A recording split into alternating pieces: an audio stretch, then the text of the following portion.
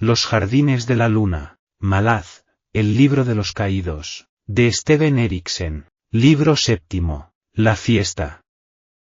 La desolladura de Fander, la loba de invierno, señala el alba de Gederone. Las sacerdotisas corren por las calles, con tiras de piel de lobo en las manos, se despliegan los pendones. Los olores y ruidos del mercado se elevan en el aire matinal. Se llevan máscaras, los ciudadanos olvidan las preocupaciones y bailan todo el día y toda la noche. Ha renacido la dama de la primavera, y es como si los mismísimos dioses contuvieran el aliento. Rostros de Daruistan. Maskral Gemre, nacido en 1101. Capítulo 20. Se dice que la sangre de Matrona es como hielo traído a este mundo, alumbramiento de dragones, y este río del destino que fluye y que trajo la luz a la oscuridad a la luz, revelando finalmente con fría mirada a los hijos del caos, hijos de Temata, Ebori. Murillo se preguntó de nuevo por la herida de Rayik.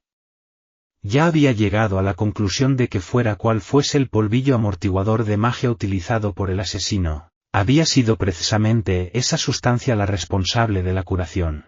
Sin embargo, había perdido mucha sangre, y Rayik necesitaría tiempo para recuperar las fuerzas, tiempo del que no disponían. ¿Sería capaz el asesino de acabar con Our? En respuesta a esa pregunta, Murillo llevó la mano a la ropera que ceñía al costado. Recorrió la calle desierta, abriéndose paso entre la bruma que, como una capa incandescente, cubría las calles iluminadas por la luz de gas. Faltaban aún 2 horas para el alba. Tal como dictaba la costumbre Daru, las celebraciones de Año Nuevo empezarían al amanecer y se extenderían a lo largo del día, hasta bien entrada la noche. Caminó por la ciudad silenciosa, como si fuera el último ser vivo en huir de los tumultos del pasado año, como si compartiera el mundo con los fantasmas que se había cobrado el año. Los 5 colmillos ocupaban su lugar en el antiguo ciclo, y en su lugar llegaba el año de las lágrimas de luna. Murillo se preguntó por los arcanos y oscuros significados de aquellos nombres. Un enorme disco de piedra en el pabellón de la majestad señalaba el ciclo de la edad y ponía nombre a cada año, regido por misteriosos mecanismos dinámicos. De niño creía que la rueda giraba lentamente por medios mágicos a medida que transcurría el año, y que cada año nuevo se alineaba con el amanecer, ya estuviera el cielo cubierto o despejado. Mammoth le había explicado en una ocasión que la rueda era, de hecho, una especie de máquina. Daruistan la recibió hace 1 millar de años, obsequio de un hombre llamado Icarium. Mammoth creía que Icarium tenía sangre Jagut. Según parece montaba un caballo Jagut, y un Trell cabalgaba a su lado, lo que en opinión de Mammoth constituía una prueba más que suficiente. Eso por no mencionar aquella maravillosa rueda, ya que los Jagut eran conocidos por su destreza en ese tipo de creaciones. Murillo se preguntó por el significado de los nombres que tenían los años. La estrecha relación entre los 5 colmillos y las lágrimas de luna encerraba una profecía, o eso aseguraban los videntes. Los colmillos del jabalí Tenneroka llevaban por nombre odio, amor, risa, guerra y lágrimas. ¿Cuál de los colmillos había resultado determinante durante el año pasado? El título del año entrante servía a modo de respuesta. Murillo se encogió de hombros. No tenía mucha confianza en la astrología, que siempre juzgaba con cierto escepticismo. Como alguien que había vivido hacía 1 millar de años, fuera Jagut o no, fue capaz de predecir todo aquello. Aún así, tenía que admitir ciertas dudas. La llegada de engendro de luna arrojaba una nueva luz sobre el nombre del año entrante, y sabía que los estudiosos del lugar, sobre todo aquellos que se movían en los círculos de la nobleza, se habían convertido en un grupo inquieto e impaciente. Todo lo contrario de su actitud normal de altivez. Murillo dobló una esquina al acercarse a la taberna del Fénix y tropezó con un hombre bajito y gordo vestido con una casaca roja. Ambos gruñeron, y las 3 cajas enormes que llevaba el otro cayeron entre ambos, y se desperdigó su contenido al caer. Vaya, Murillo, menuda suerte la de Krupp. Aquí termina tu búsqueda, en este húmedo y oscuro callejón al que ni siquiera las ratas asoman el hocico. ¿Qué? ¿Sucede algo, buen Murillo? Este contempló los objetos diseminados sobre el empedrado. Lentamente, preguntó, ¿para qué es todo esto, Krupp? Krupp dio un paso y miró ceñudo las 3 máscaras de delicada factura. Obsequios, amigo Murillo, ¿qué otra cosa iban a ser?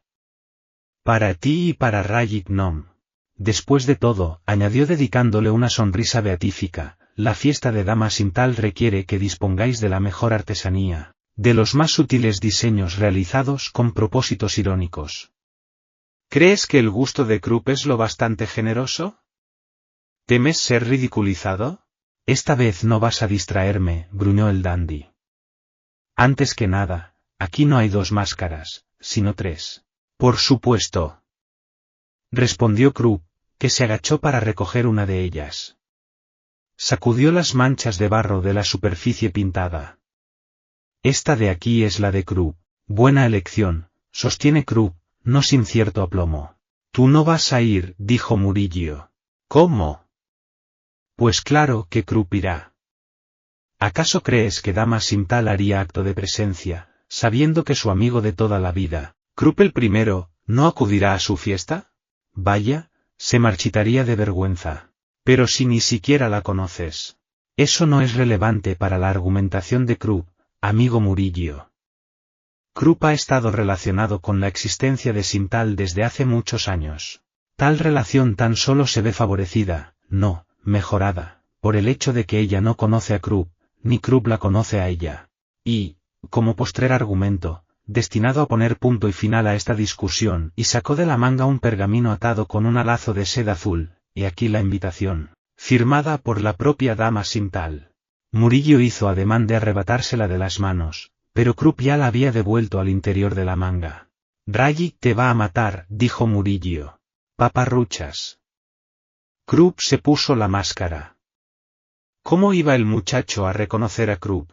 Murillo observó aquel cuerpo rechoncho, la ajada casaca roja, las bocamangas deshilachadas y los grasientos ricitos de pelo aplastados en la cabeza. Olvídalo, dijo con un suspiro. Excelente. Y ahora te ruego que aceptes estas 2 máscaras, obsequios de vuestro amigo Krupp. Se ha ahorrado un viaje, y Baruch no tendrá que esperar más a recibir cierto mensaje secreto que no debe ser mencionado. Devolvió la máscara al interior de la caja y se giró para contemplar el cielo. A la residencia del alquimista, pues. Buenas tardes, amigo. Aguarda un instante. Murillo asió a Krupp del brazo y lo obligó a volverse. ¿Has visto a Cole? Claro. Disfruta de un profundo sueño reparador tras sus aventuras. Lo curaron mágicamente, eso me contó Salty. Lo hizo un extraño. A Cole lo trajo a la ciudad otro extraño, que no es el mismo, que encontró a un tercer extraño que, a su vez, volvió acompañado de un quinto extraño acompañado por el extraño que curó a Cole. Así son las cosas, amigo Murillo. Sucesos extraños, no lo negarás. Y ahora, Krupp debe despedirse. Buena suerte, amigo. Espera, gruñó Murillo. Se volvió para mirar a su alrededor. La calle seguía vacía cuando se acercó a medio paso de Krupp. He llegado a ciertas conclusiones, Krupp. Rompecírculos se puso en contacto conmigo y eso fue definitivo. Sé quién eres. ¡Ay! Exclamó Krupp retrocediendo. En tal caso, no lo negaré. Es cierto, Murillo, Krupp no es sino Dama Simtal, astutamente disfrazada. No es momento de bromas.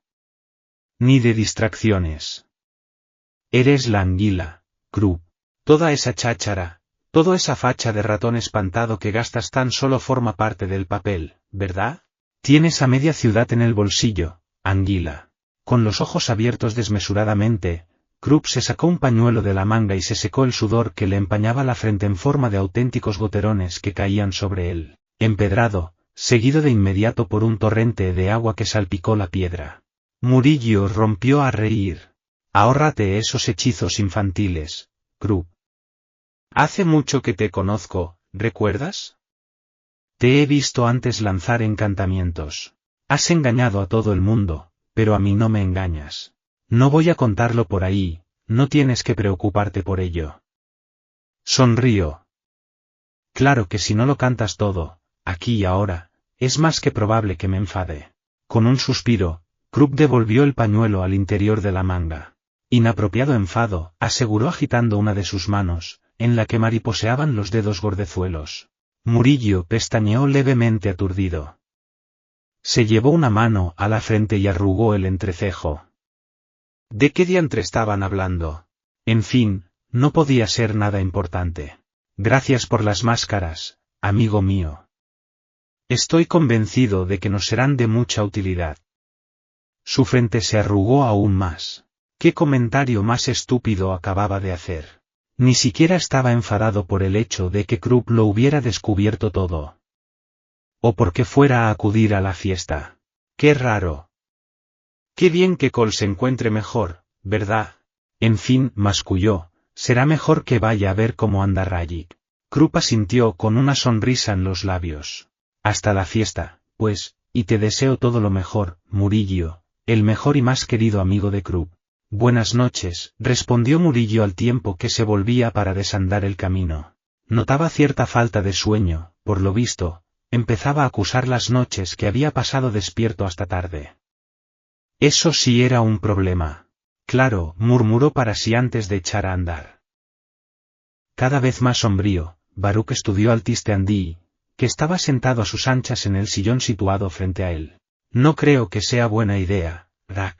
Si lo he entendido correctamente, dijo el Tisteandí, con una ceja enarcada, la celebración contempla la posibilidad de llevar puesto un disfraz. ¿Temes acaso que demuestre mi mal gusto? No me cabe la menor duda de que tu atuendo será de lo más adecuado, respondió cortante Baruch. Sobre todo, si escoges el disfraz de caudillo Tisteandí para la fiesta. Lo que me preocupa es el concejo. No todos son igual de idiotas. Me sorprendería que lo fueran, admitió Rak. De hecho, me gustaría que me señalaras a los más astutos. No veo cómo ibas a refutar mi sospecha de que hay miembros del concejo decididos a allanar el camino de la emperatriz, por un precio, claro. A cambio de poder, por ejemplo. Los nobles que participan de los tratos comerciales sin duda babean ante la sola idea de abrir el mercado al imperio. Voy muy desencaminado, Baruch. No, admitió Osco el alquimista. Pero eso lo tenemos bajo control. Ah, sí. Lo que me recuerda mi otro motivo para acudir a esa fiesta de damas sin tal. Como dijiste, el poder de la ciudad se reunirá allí. Supongo que eso también incluye a los magos que forman parte de tu cábala de Teorud. Algunos acudirán, sí, admitió Baruch. Pero debo decirte, Anomander Rak, que tus tejemanejes con la guilda de asesinos ha hecho que algunos de ellos se muestren reticentes ante nuestra alianza. No verían con buenos ojos tu presencia allí. Rak respondió con una sonrisa. ¿Hasta el punto de revelar dicha relación a los astutos miembros del concejo? No lo creo. Se levantó con suma agilidad. No, me gustaría asistir a esa fiesta. Mi pueblo no suele disfrutar de dichas celebraciones. Hay veces en que me canso de su adusta forma de ser. Baruch clavó la mirada en el Tisteandí. Sospechas que se producirá una convergencia, ¿verdad? Una reunión de poderes, como alfileres metálicos atraídos por un imán. Con tanto poder reunido en un mismo lugar, es más que probable, sí, admitió Rak. Preferiría estar cerca en tales circunstancias. Sostuvo la mirada de Baruch con ojos cuyo color osciló del verde al ámbar. Además, si esta gala se ha anunciado tal como sugieres, sabrán de los agentes que el imperio tiene en la ciudad. Si pretenden atravesar el corazón de Daruyistan con una daga, no creo que vaya a presentarse una oportunidad mejor. Baruch apenas logró contener un escalofrío. Han contratado más guardias. Si actuara una garra del imperio, tendrían que enfrentarse a unos cuantos magos de Teorud. Lo consideró unos instantes y, al cabo, sacudió la cabeza y añadió, de acuerdo, Rak. Sin tal te admitirás si te llevo de acompañante. ¿Llevarás un disfraz que resulte efectivo? Por supuesto. Baruch se puso en pie y se acercó a la ventana. El cielo había empezado a clarear. Y así empieza, susurró. ¿Qué empieza? Preguntó Rak, que se había acercado a su lado. El año nuevo, respondió el alquimista. Adiós a los 5 colmillos. El amanecer que ves señala el nacimiento del año de las lágrimas de la luna. Anomander Rak dio un respingo. Sí, lo sé, dijo Baruch, a quien no había escapado aquel sobresalto. Una coincidencia inusual, aunque yo le daría poco crédito. Los títulos se establecieron hace 1 millar de años, por alguien que visitaba estas tierras. Cuando Rak se pronunció, sus palabras surgieron en forma de furioso susurro. Los regalos de Icarium. Reconozco su estilo. 5 colmillos, lágrimas de la luna, la rueda también es suya, ¿verdad? Baruch ahogó una exclamación de asombro. Tenía en mente una docena de preguntas que hacer, pero el otro continuó hablando. En el futuro, te sugiero que prestes atención a los obsequios de Icarium, a todos sin excepción. 1 millar de años no es tanto tiempo, alquimista. No tanto. Icarium me visitó por última vez hará 800 años, en compañía del Trell Mappo y de Asric, u Oserk, tal como lo llamaban los fieles del lugar. Rak sonrió con cierta amargura. Creo recordar que Asric y yo discutimos, y solo Groot pudo separarnos. Era una vieja disputa, sus ojos de almendra adoptaron una tonalidad grisácea. Guardó silencio, mientras permanecía sumido en el recuerdo. Llamaron a la puerta y ambos se volvieron para ver entrar a Roul, que se inclinó ante ellos. Maese Baruch, Mammot ha despertado y parece encontrarse perfectamente. Además, su agente Krupp ha entregado un mensaje verbal. Dice que lamenta no poder entregarlo en persona. ¿Quiere recibirlo ahora? Sí, respondió Baruch. La anguila se pondrá en contacto la víspera de este día, repitió Roul tras inclinarse levemente. En la fiesta de Dama Simtal. La anguila considera fascinante la perspectiva de compartir la información y de cooperar. Eso es todo. Excelente. Baruch parecía muy satisfecho. ¿Quiere que le traiga a Mammot? Si puede andar. Así es.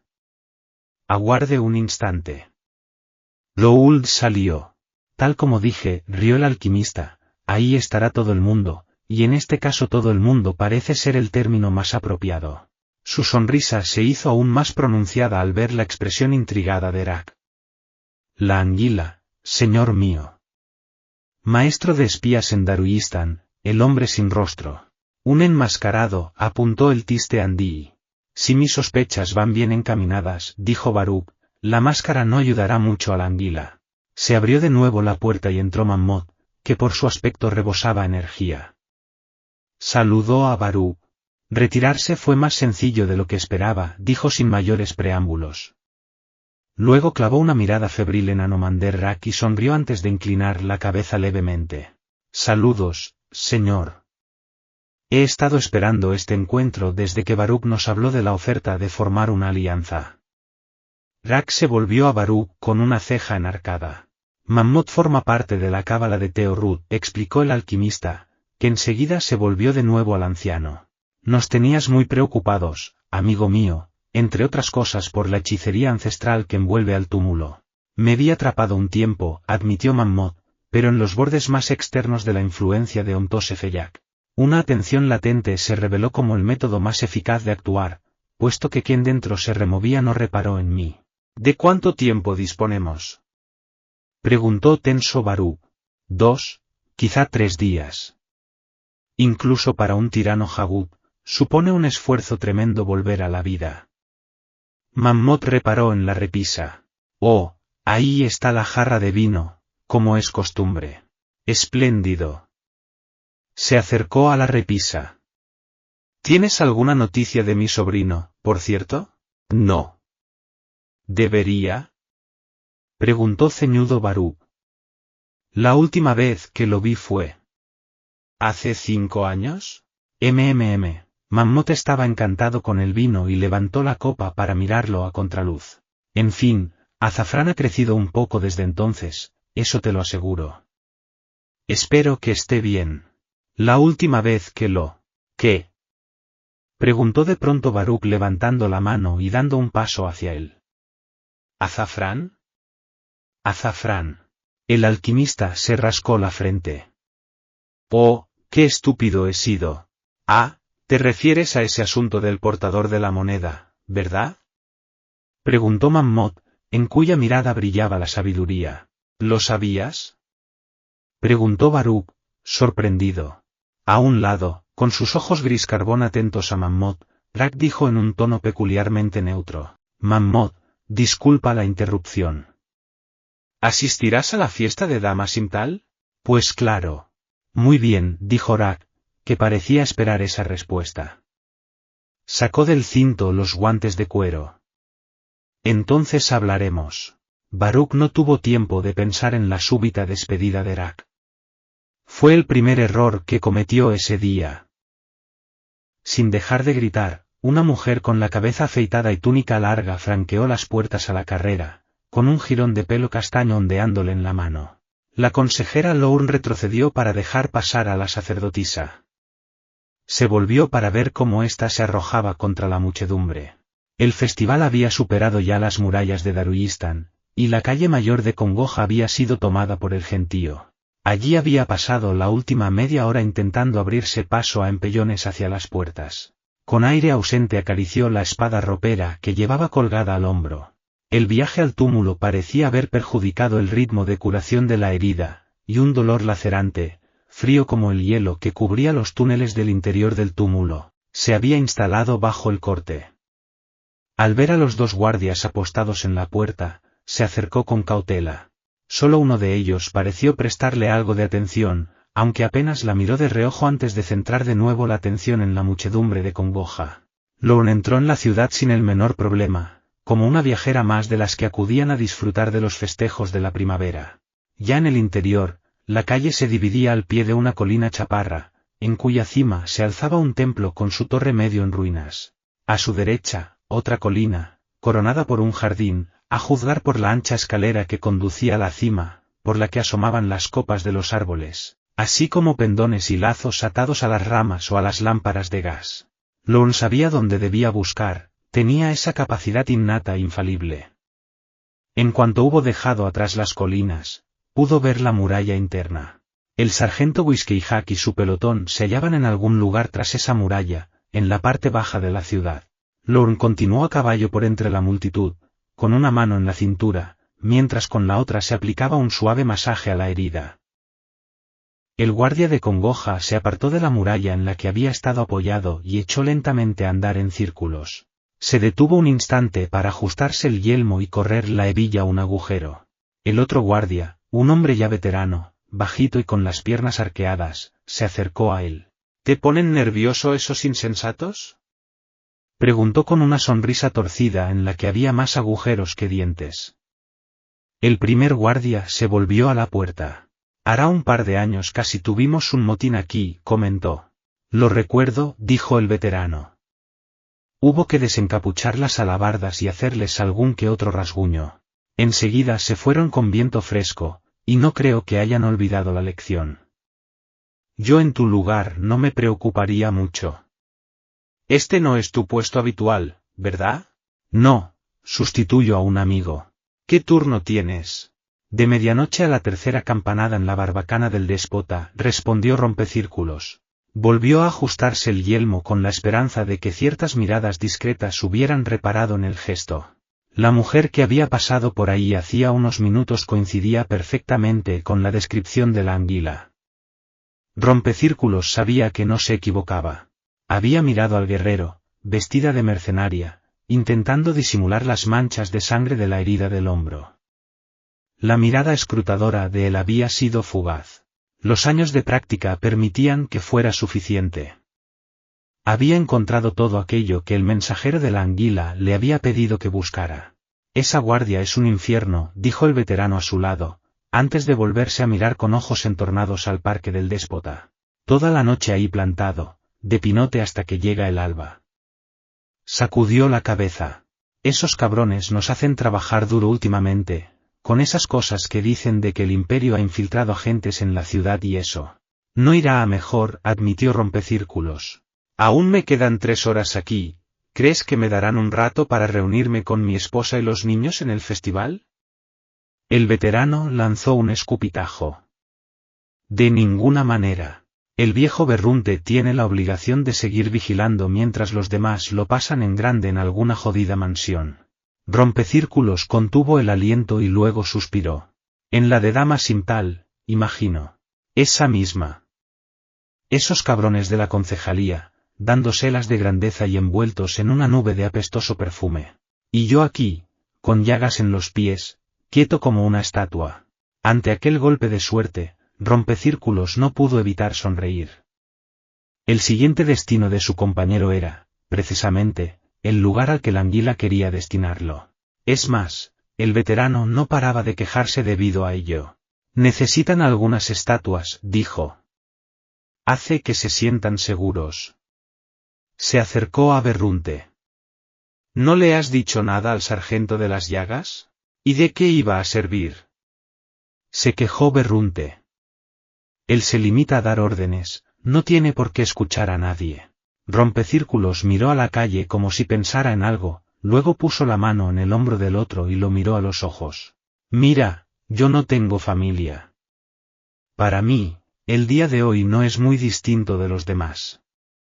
Te sustituiré, Berrunte. La próxima vez que quiera disponer de unas horas libres, tú me cubres y listos. Los ojos del veterano se empañaron de un sincero alivio. Neruse te bendiga, dijo sonriendo de nuevo. Trato hecho, amigo mío.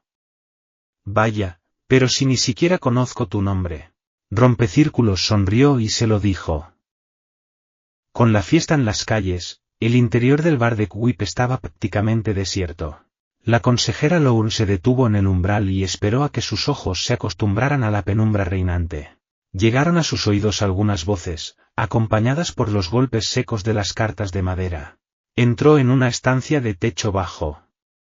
Una anciana desmelenada la observaba sin interés tras la barra.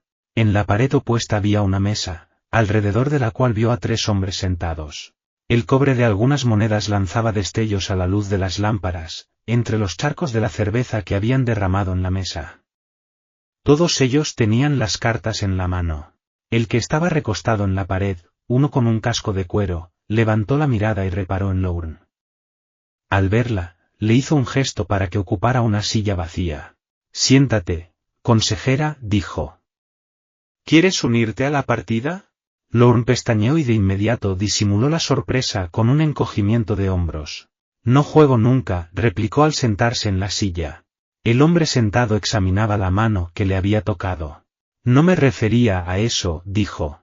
El que estaba sentado a su izquierda masculló. Se refería a un juego distinto. A eso se refería Seto. Ella se volvió para observarlo fijamente. Estaba en los huesos, era bajito y tenía unas muñecas que causaban impresión. ¿Y cómo te llamas, soldado? Preguntó en voz baja. Soy Violín.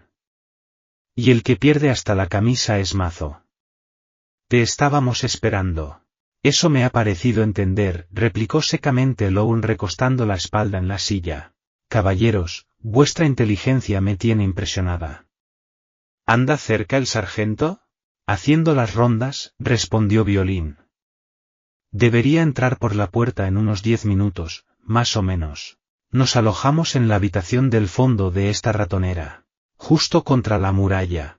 Yo y Seto cavamos un túnel bajo esa jodida muralla. Tiene 2 pies de grosor en la base, la muy. Da a una casa abandonada en el distrito Daru, sonrió. Es nuestra puerta trasera. Así que sois los saboteadores. ¿Y Mazo? Eres el sanador, ¿no? Mazo asintió sin dejar de contemplar las cartas. Vamos, Violín, dijo. Es tu juego, a ver con qué nueva regla nos sales. Violín rebulló en la silla. El caballero de la casa de oscuridad actúa de comodín, explicó. También es la primera carta en jugarse, a menos que tengas la Virgen de Muerte. Si puedes hacerte con ella, podrás abrir con la mitad del monte y doblar si ganas la mano. Mazo jugó la Virgen de Muerte. A continuación, arrojó una solitaria moneda de cobre al centro de la mesa. Vamos a ello. Violín le sirvió otra carta. Ahora nosotros apostamos, Seto, 2 de cobre por barba y que del supremo infierno salga el heraldo de muerte. Lourne observó el desarrollo de aquel extraño juego. Estaban utilizando una baraja de los dragones. Increíble. Ese tipo, Violín, inventaba las reglas a medida que avanzaba la partida, y a pesar de ello se sorprendió prestando atención al modo en que las cartas se fundían unas con otras, formando una especie de urdimbre en la mesa. Fruncía las cejas, pensativa. «Has hecho huir a ese mastín con el rabo entre las piernas», dijo Violín señalando la última carta jugada en la mesa, junto a mazo. «El caballero de la oscuridad anda cerca, lo presiento». «¿Y qué hay de esa condenada virgen de muerte?», refunfuñó el sanador. «Ha enseñado los dientes». «Echa un vistazo, ¿la cuerda está ahí mismo, o no?». Violín sirvió una nueva carta. «Y ahí está el mismísimo dragón, con la espada humeando, negra como noche sin luna. Eso es lo que ha hecho huir al mastín». «Espera un momento», exclamó Seto colocando una carta encima del caballero de la oscuridad. «Dijiste que el capitán de luz se alzaba, ¿no?». Violín concentró su atención en la urdimbre. «Tienes razón, mazo. Cada uno de nosotros suelta 2 de cobre automáticamente».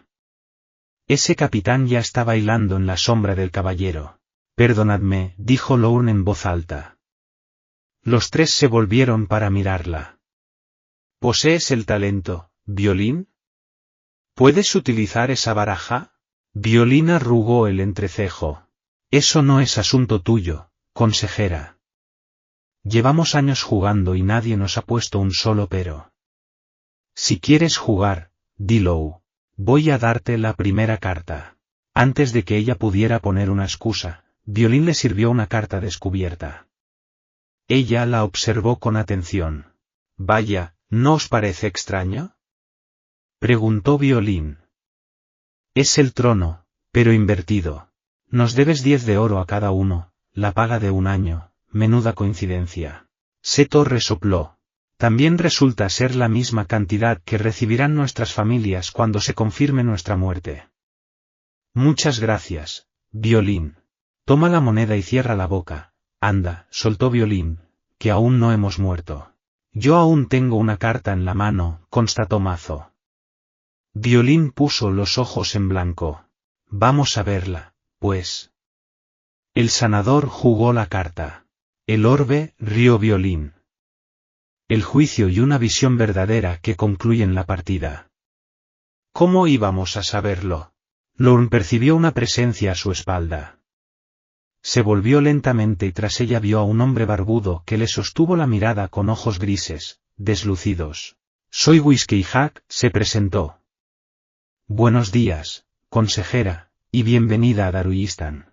Encontró una silla vacía y la acercó a la mesa, donde se sentó junto a Seto.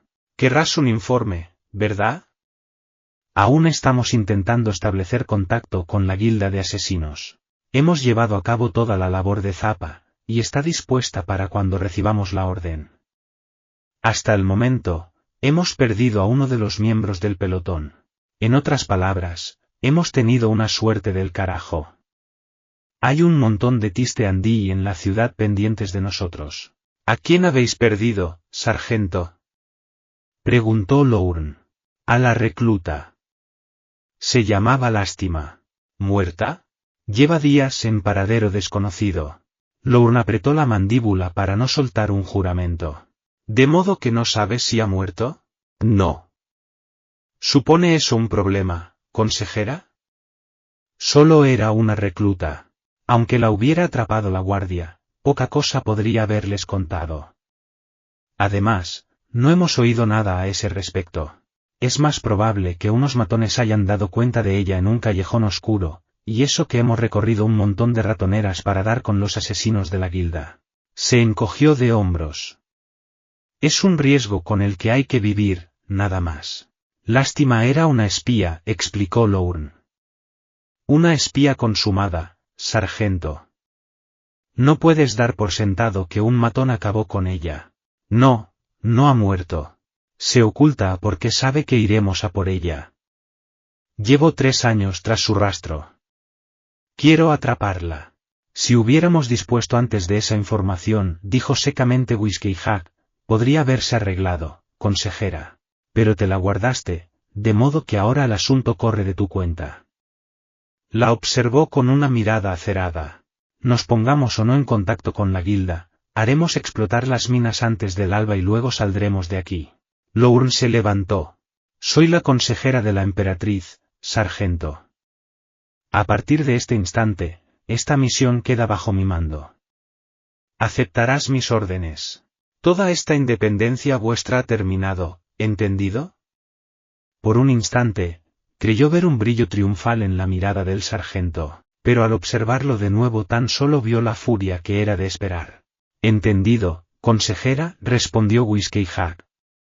¿En qué consisten tus órdenes? Lo digo en serio, sargento, advirtió. No me importa lo mucho que pueda molestarte. Ahora te sugiero que nos retiremos a un lugar más apartado. Se levantó. Tus hombres pueden quedarse aquí. Por supuesto, consejera. Disponemos de la habitación del fondo. Por aquí. Lorne extendió la mano sobre el cubrecama. Esto es sangre, sargento. Y se volvió para mirarle atentamente mientras Whiskey Jack cerraba la puerta. Uno de mis hombres tuvo sus más y sus menos con un hechicero asesino Tiste-Andí, explicó. Se pondrá bien. Eso resulta sumamente extraño, sargento. Todos los Tiste-Andí están con Caledon-Brood en el norte, dijo con incredulidad. ¿No pretenderás decir que el mismísimo señor de Engendro de Luna ha podido abandonar su fortaleza? ¿Con qué objeto? ¿Atrapar a los espías de Malaz? No seas ridículo. El cabo Calam y el mago del pelotón sostuvieron una riña en los tejados con al menos media docena de Tiste-Andí, replicó Whiskey Jack, ceñudo. El hecho de que mis hombres sobrevivieran hace que resulte poco probable la presencia del señor de Luna en las cercanías de la reyerta, ¿no te parece, consejera? Míralo así, Luna fondea al sur de la ciudad. Su castellano acuerda una alianza con los regentes de Daruyistán, y su primer empeño consiste en acabar con toda la guilda de asesinos. ¿Por qué razón? Para impedir a la gente como nosotros ponerse en contacto con ellos y ofrecerles un contrato. Hasta este momento, lo cierto es que ha funcionado. Lorne consideró unos instantes aquellas palabras. Si no podemos establecer contacto con la guilda, ¿por qué no llevamos a cabo nosotros mismos los asesinatos? Antes de caer en desgracia, ese cabo, Calam, se contaba entre los mejores agentes de la garra. ¿Por qué no acabamos con los regentes de la ciudad? El sargento se cruzó de brazos y apoyó el hombro en la pared de la puerta. Hemos pensado en ello, consejera. Vamos un paso por delante de ti. Ahora mismo, uno de mis hombres negocia en nuestro beneficio para que trabajemos como guardias privados para uno de los notables que acudirán esta noche a una fiesta. Se dice que acudirá todo aquel que es alguien en la ciudad, me refiero a concejales, magos supremos y similares. Mis saboteadores tienen suficiente munición sobrante como para hacer que nadie pueda olvidar con facilidad esa fiesta. Lorne combatía una creciente sensación de frustración. Por mucho que intentaba asumir el control, parecía ser que Whiskey Jack se las había apañado muy bien solo, sobre todo dadas las circunstancias. Tenía la sospecha de que ella no podría haberlo hecho mejor, aunque aún ponía en duda el papel de los supuestos Tiste-Andí. ¿Por qué motivo iba nadie a contratar a un puñado de extraños como guardias de seguridad? Preguntó finalmente. También habrá soldados de la ciudad. Lo que pasa es que ninguno de ellos es vargastiano, sonrió cínico Whiskey Jack. Factor excitación, consejera. Es de esas cosas que hacen babear a la nobleza. Vaya, un enorme bárbaro tatuado mirándonos con los ojos muy abiertos.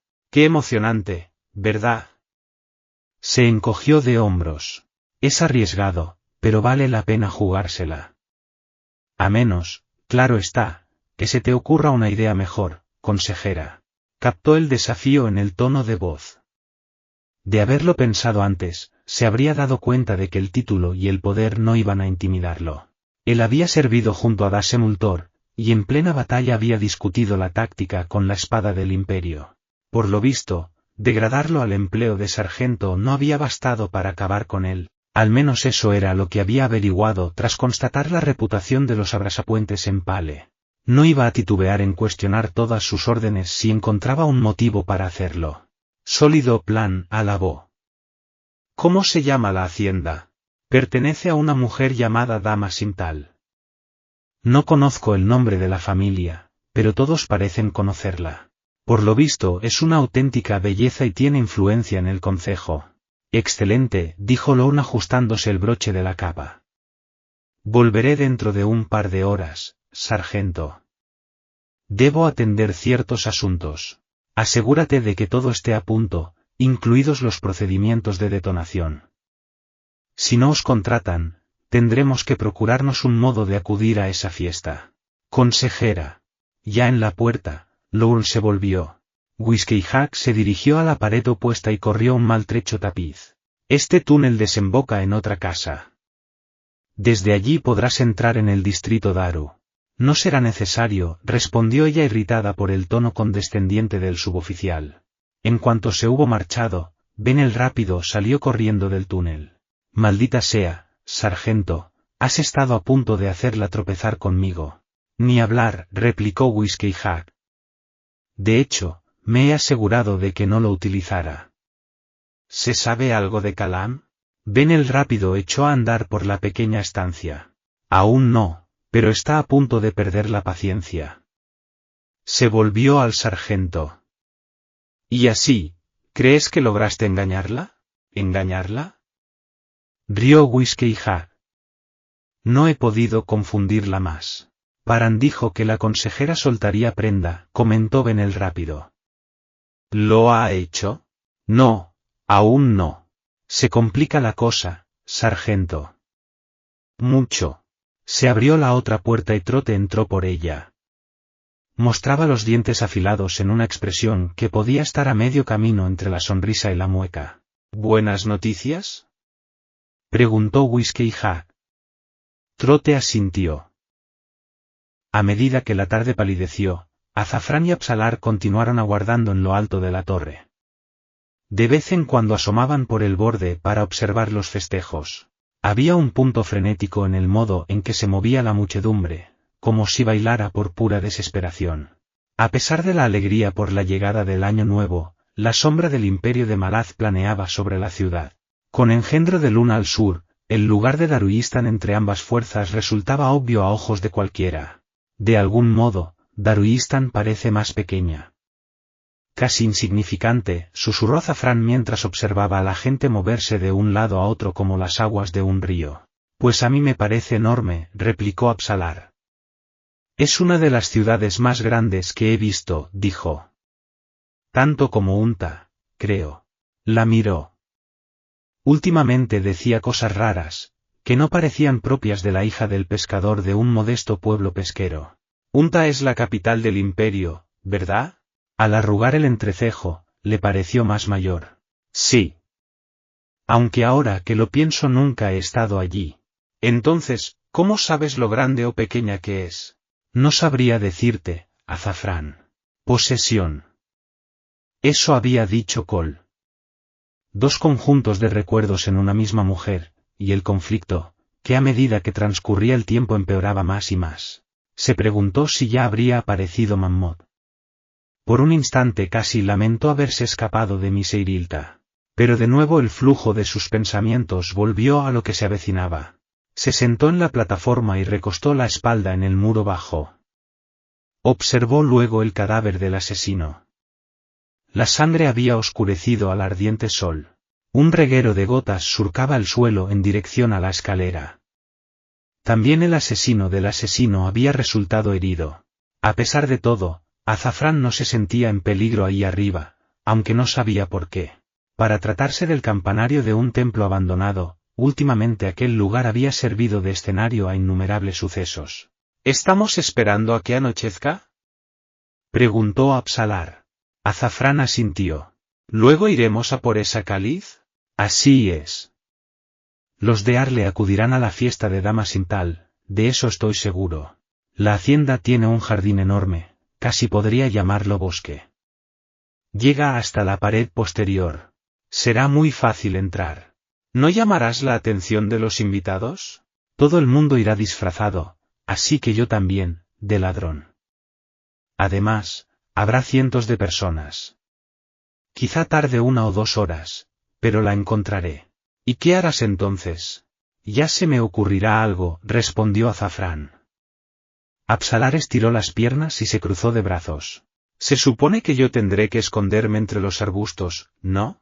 Puede que también hayan invitado a tío Mammoth, respondió Azafrán encogiéndose de hombros. En tal caso no habrá problemas.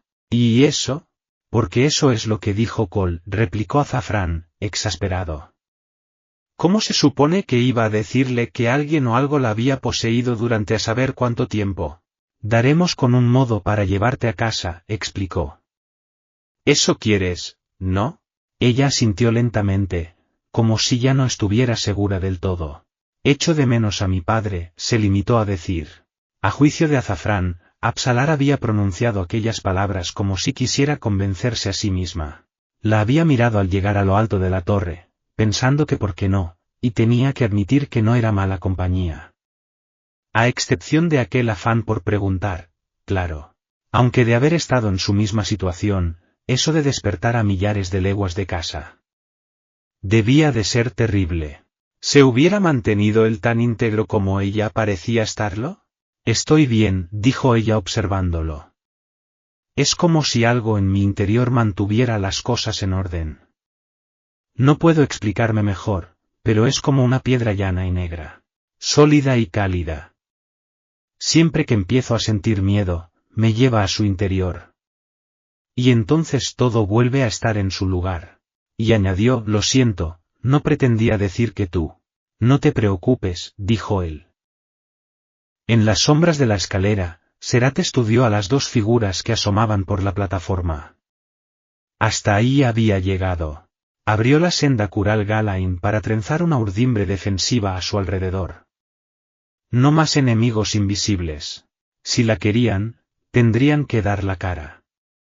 Y ella los mataría. En lo que al portador de la moneda y la chica respectaba, ¿a dónde iban a escapar, subidos como estaban en lo alto de aquella torre? Desenvainó las dagas y se preparó para el ataque. A lo largo de la escalera, una docena de encantamientos de protección cuidaban de su espalda. Que se acercaran por ahí resultaba imposible. Dos puntas afiladas entraron en contacto con su carne.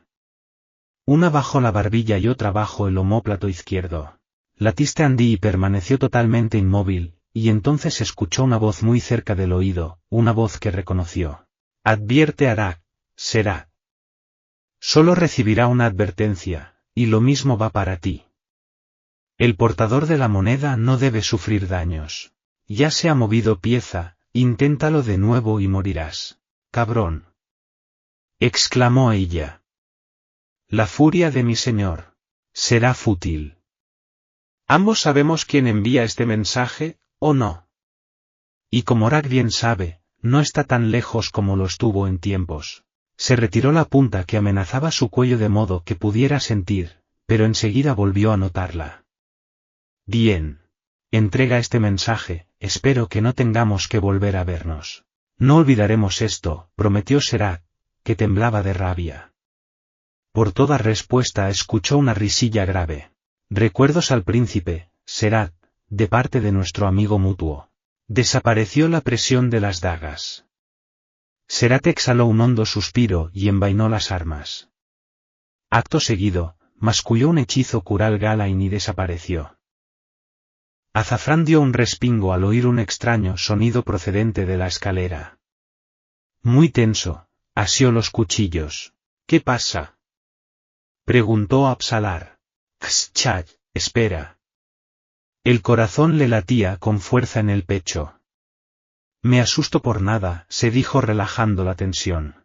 En fin, dentro de poco habremos salido de aquí.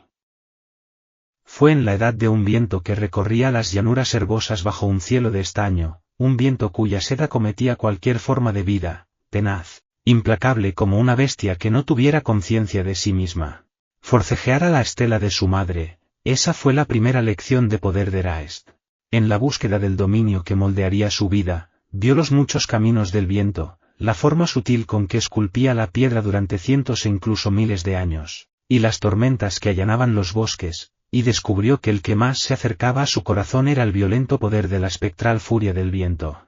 La madre de Raest había sido la primera en rehuir su deliberada formación de poder. Ella renegó de él en su cara al proclamar la separación de sangre, por tanto, darle la libertad. No le importaba que el ritual hubiera acabado con ella. No tenía importancia.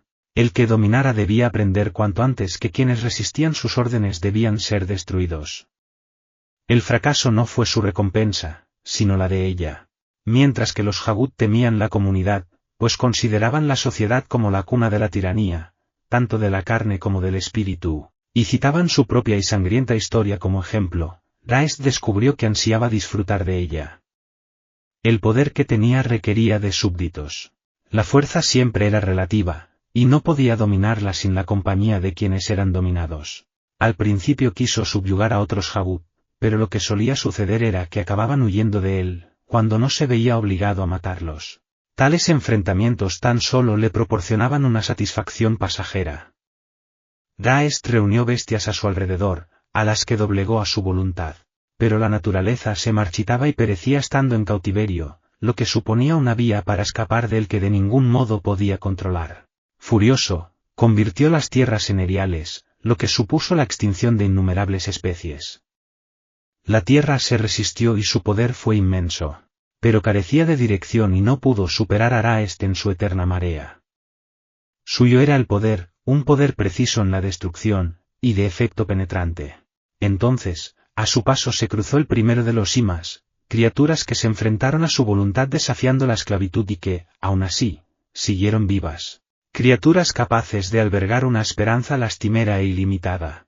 Para Raest no había habido nada que colmara su ansia de dominación tanto como aquellas criaturas, y por cada Imas con el que acabó tomó a otro. Su nexo con la naturaleza era mínimo, puesto que los Imas también jugaban el juego de la tiranía con sus tierras. No pudieron con él. Dio forma a una especie de imperio, carente de ciudades pero plagado de los interminables dramas de la sociedad, de sus patéticas victorias y de los inevitables fracasos. La comunidad de esclavos Imas medraba en aquel cenagal de la mezquindad. Incluso lograron convencerse a sí mismos de que poseían libertad, una voluntad propia, capaz de forjar su propio destino.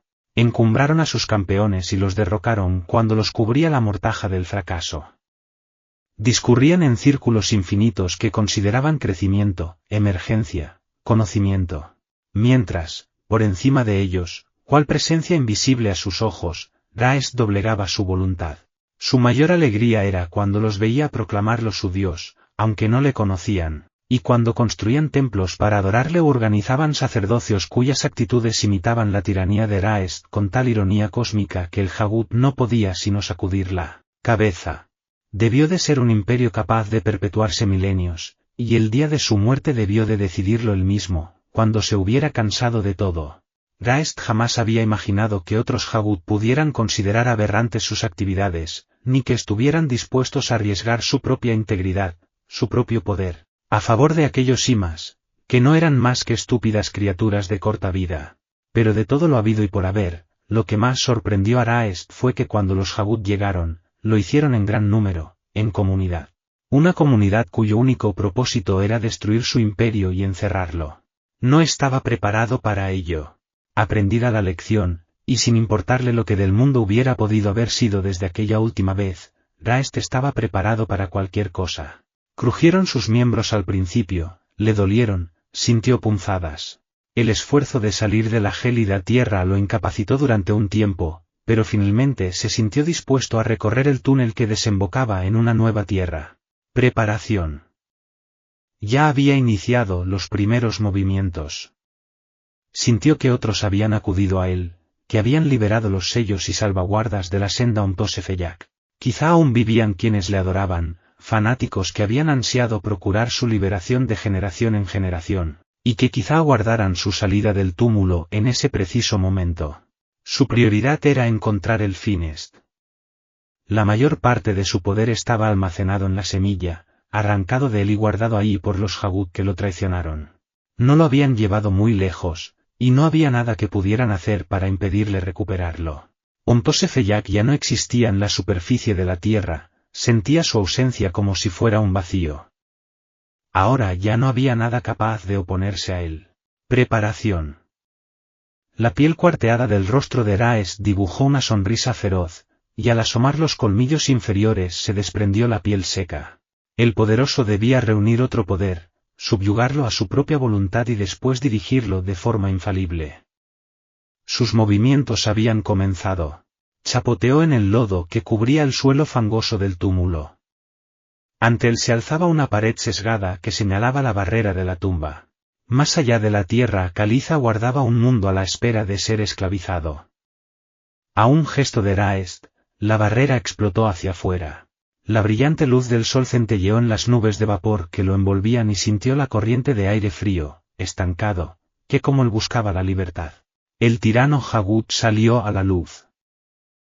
La gran cuervo arpía sobrevolaba las colinas Gadrovi a merced de los vientos cálidos.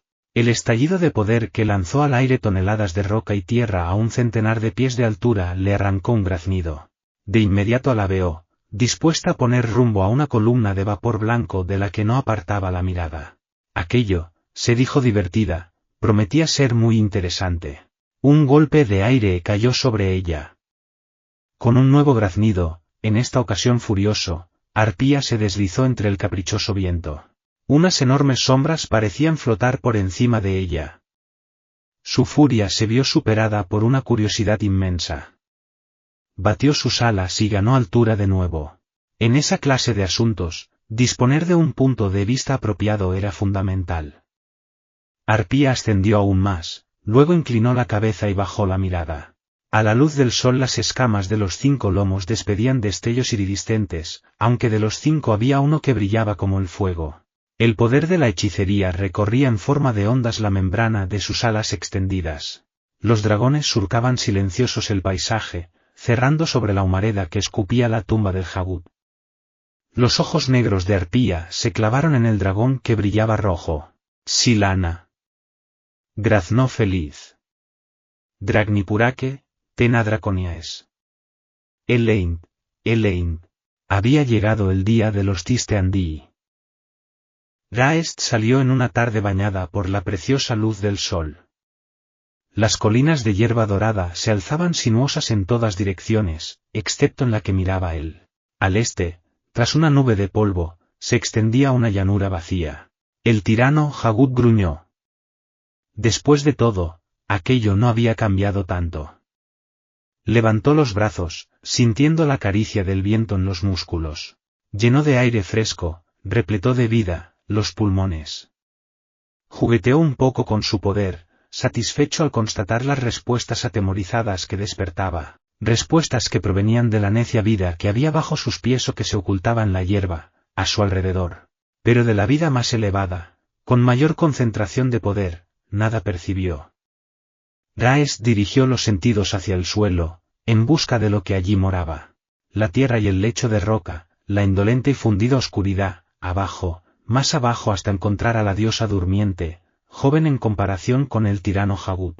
¿Debo despertarte? Susurró. No, aún no. Pero te haré sangrar. Y crispó en un puño la mano derecha. Infligió dolor a la diosa al hundir el puño en el lecho de roca, sintió el calor de la sangre, suficiente como para sacudirla, pero no para despertarla. La línea que al norte dibujaban las colinas se alzaba al cielo. El magma era escupido entre una columna de humo, roca y ceniza. La tierra tembló cuando el estruendo de la erupción le alcanzó como una bofetada de aire caliente. El tirano Hagut sonrió. Observó el contorno quebrado y respiró el denso aire cargado de sulfuro, antes de darse la vuelta y encaminarse a poniente, hacia la colina más alta que había en esa dirección. El Finest se hallaba más allá, a unos 3 días de camino. Consideró la posibilidad de abrir la senda, pero decidió esperar hasta haber ganado la cima de la colina. Desde ese punto privilegiado, podría calcular mejor la ubicación del Finest. A medio camino colina arriba oyó una risa lejana. Raest se enderezó cuando de pronto el día se apagó a su alrededor. Enfrente de él vio surgir 5 enormes sombras que habían ascendido por la ladera de la colina y que en ese momento desaparecían por la cima. Volvió la luz del sol. El tirano Hagut levantó la mirada al cielo. 5 dragones volaban en perfecta formación, inclinada la cabeza para observarlo mientras giraban para dirigirse de vuelta hacia él. Estidein Elaine, susurró en lengua Hagut. 4 de ellos eran negros, con las púas plateadas y las alas negras, 2 a cada lado del quinto dragón, rojo 2 veces más grande que los otros. Silana las rojas, masculló con los ojos muy abiertos. Nacidos de ancestrales y de sangre Tiam, lideráis a los Soletaken, cuya savia es ajena a este mundo. Os siento. Levantó los puños al cielo. Más fríos que el hielo nacido de mano Hagut, oscuros como la ceguera. Yo os siento. Bajó los brazos. No me atosiguéis, Elaine. No puedo esclavizaros, pero os destruiré. Tenedlo en cuenta. Os conduciré al suelo, a todos y cada uno de vosotros, y con mis propias manos os arrancaré el corazón del pecho. Entornó los ojos, atento ahora a las evoluciones de los 4 dragones negros. Soletaken. Me desafiaréis por orden de otro. Lucharéis conmigo sin tener motivos propios. Ah, pero si yo hubiera de mandaros no malgastaría vuestras vidas en vano. Yo os estimaría, Soletaken. Os daría causas en las que vale la pena creer, las verdaderas recompensas del poder os mostraría. Raest frunció el ceño cuando la mofa de los dragones alcanzó su mente. Así sea. Los dragones sobrevolaron su posición a baja altura, en silencio, girando de nuevo y desapareciendo tras las colinas hacia el sur. Raest extendió los brazos y desató la senda. La carne se abrió cuando el poder fluyó en su interior.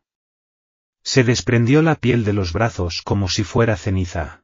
Sintió y oyó las colinas crujir a su alrededor, el quiebro de la piedra, la protesta del risco.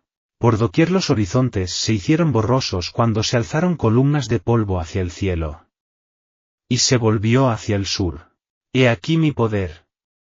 Venid a mí. Transcurrió largo rato.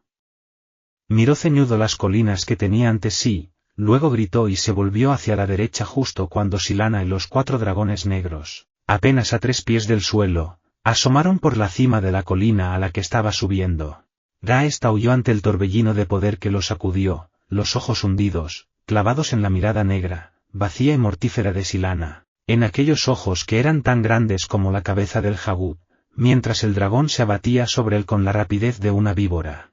Ahí estaba Raest, observando la garganta de la bestia, cuyas fauces abiertas parecían cada vez más y más cerca. Gritó por segunda vez y descargó todo su poder. El aire explotó cuando chocaron las sendas. Fragmentos de roca saltaron volando en todas direcciones. Starval de Melain y Kural Galain guerrearon con Omtosefeyak en una vorágine de voluntades. La vegetación, la roca y la tierra se tornaron ceniza a su alrededor, y en medio de todo estaba Raest, cuyo poder rugía en su interior. La hechicería de los dragones laceraba su cuerpo y se abría camino hacia la carne marchita. El tirano Hagut esgrimió el poder como si fuera una hoz. La sangre salpicó el suelo como lluvia macabra. Los dragones chillaron. Una oleada de fuego incandescente, sólida como un puño crispado, alcanzó a Raest en el costado derecho. Saltó despedido en el aire profiriendo un grito de dolor, para caer en un banco de ceniza. El fuego de Silana lo arrasó y ennegreció la carne que le quedaba. Pero el tirano se puso en pie, su cuerpo temblaba de forma descontrolada, sacudido por la hechicería que bullía en su mano derecha. El suelo sufrió una sacudida cuando el poder de Raest cayó sobre Silana, tras lo cual el dragón bajó dando tumbos por la ladera de la colina. El rugido exultante del tirano se vio interrumpido cuando unas garras del tamaño de un antebrazo le presionaron la espalda. Otras garras se sumaron a las primeras e hicieron crujir sus huesos como si fueran leña. Cuando el segundo dragón lo alcanzó, más garras y zarpas agarraron su cuerpo. El tirano forcejeó indefenso mientras las garras lo levantaban en el aire, dispuestas a despedazarlo. Dislocó su propio hombro con tal de hundir los dedos en una de las escamas. Al contacto, Omtosefeyak recorrió la pata del dragón, destrozó su hueso e hizo brotar la sangre. Raest rió cuando las garras lo soltaron y se vio arrojado al vacío. Al dar contra el suelo le crujieron más huesos pero no importaba. Su poder era absoluto, la nave que lo había llevado tenía poca importancia. Si era necesario, el tirano podía encontrar otros cuerpos a millares. Se puso de nuevo en pie. Y ahora, susurró, os daré la muerte.